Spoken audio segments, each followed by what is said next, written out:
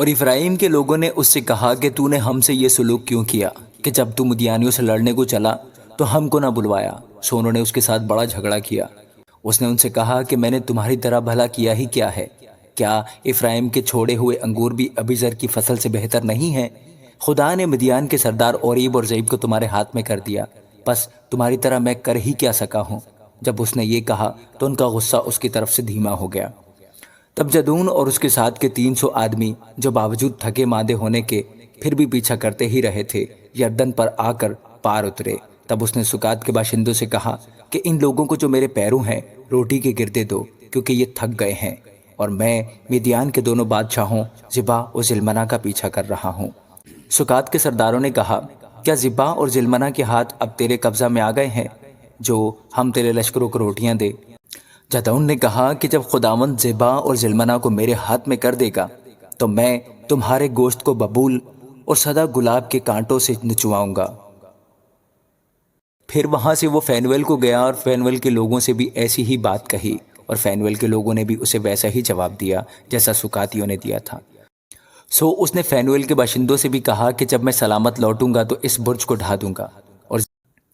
اور زبا اور زلمنا اپنے قریباً 15,000 آدمیوں کے لشکر سمیت کرکور میں تھے، کیونکہ فقط اتنے ہی اہل مشرق کے لشکر میں سے بچ رہے تھے، اس لیے کہ 1,20,000 شمشیر زن مرد قتل ہو گئے تھے۔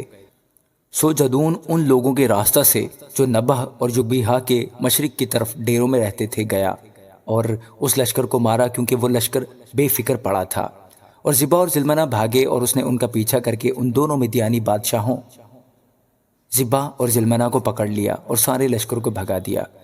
اور جو آس کا بیٹا جدون ہرس کی چڑھائی کے پاس سے جنگ سے لوٹا، اور اس نے سکاتیوں میں سے ایک جوان کو پکڑ کر اس سے دریافت کیا، سو اس نے اسے سکات کے سرداروں اور بزرگوں کا حال بتا دیا جو شمار میں 77 تھے۔ تب وہ سکاتیوں کے پاس آ کر کہنے لگا کہ زبا اور زلمنا کو دیکھ لو جن کی بابت تم نے تنزن مجھ سے کہا تھا۔ کیا زبا اور زلمنا کے ہاتھ تیرے قبضہ میں آ گئے ہیں کہ ہم تیرے آدمیوں کو جو تھک گئے ہیں روٹیاں دیں؟ تب اس نے شہر کے بزرگوں کو پکڑا اور ببول اور سدا گلاب کے کانٹے لے کر ان سے سکاتیوں کی تادیب کی، اور اس نے فینویل کا برج ڈھا کر اس شہر کے لوگوں کو قتل کیا۔ پھر اس نے زبا اور زلمنا سے کہا کہ وہ لوگ جن کو تم نے تبور میں قتل کیا کیسے ہیں؟ انہوں نے جواب دیا، جیسا تو ہے ویسے ہی وہ تھے، ان میں سے ہر ایک شہزادوں کی مانند تھا۔ تب اس نے کہا کہ وہ میرے بھائی میری ماں کے بیٹے تھے، سو خداوند کی حیات کی قسم اگر تم ان کو جیتا چھوڑتے تو میں بھی تم کو نہ مارتا۔ پھر اس نے اپنے بڑے بیٹے یتر کو حکم کیا کہ اٹھ کر ان کو قتل کر، پر اس لڑکے نے اپنی تلوار نہ کھینچی کیونکہ اسے ڈر لگا، اس لیے کہ وہ بھی لڑکا ہی تھا۔ تب زبا اور زلمنا نے کہا کہ تو آپ اٹھ کر ہم پر وار کر، کیونکہ جیسا آدمی ہوتا ہے ویسی ہی اس کی طاقت ہوتی ہے۔ سو جدون نے اٹھ کر زبا اور زلمنا کو قتل کیا اور ان کے اونٹوں کے گلے کے چندن ہار لے لیے۔ تب بنی اسرائیل نے جدون سے کہا کہ تو ہم پر حکومت کر، تو اور تیرا بیٹا اور تیرا پوتا بھی، کیونکہ تو نے ہم کو مدیانیوں کے ہاتھ سے چھڑایا۔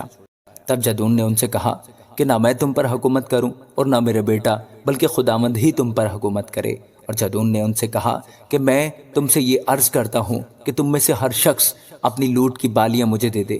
یہ لوگ اسماعیلی تھے، اس لیے ان کے پاس سونے کی بالیاں تھیں۔ انہوں نے جواب دیا کہ ہم ان کو بڑی خوشی سے دیں گے۔ بس انہوں نے ایک چادر بچھائی اور ہر ایک نے اپنی لوٹ کی بالیاں اس پر ڈال دیں۔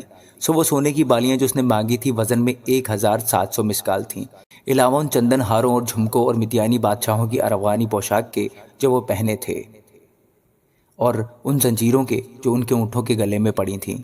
اور جدون نے ان سے ایک افود بنوایا اور اسے اپنے شہر افرا میں رکھا، اور وہاں سب اسرائیلی اس کی پیروی میں زنا کاری کرنے لگے، اور وہ جدون اور اس کے گھرانے کے لیے پھندا ٹھہرا۔ یوں مدیانی بنی اسرائیل کے آگے مغلوب ہوئے اور انہوں نے پھر کبھی سر نہ اٹھایا، اور جدون کے دنوں میں 40 برس تک اس ملک میں امن رہا۔ اور جو آس کا بیٹا یروبال جا کر اپنے گھر میں رہنے لگا، اور جدون کے 70 بیٹے تھے جو اس ہی کے صلب سے پیدا ہوئے تھے، کیونکہ اس کی بہت سی بیویاں تھیں، اور اس کی ایک حرم کے بھی جو سکم میں تھی اس سے ایک بیٹا ہوا، اور اس نے اس کا نام ابی ملک رکھا۔ اور جو آس کے بیٹے جدون نے خوب عمر رسیدہ ہو کر وفات پائی، اور ابی عزریوں کے افرا میں اپنے باپ یوآس کی قبر میں دفن ہوا۔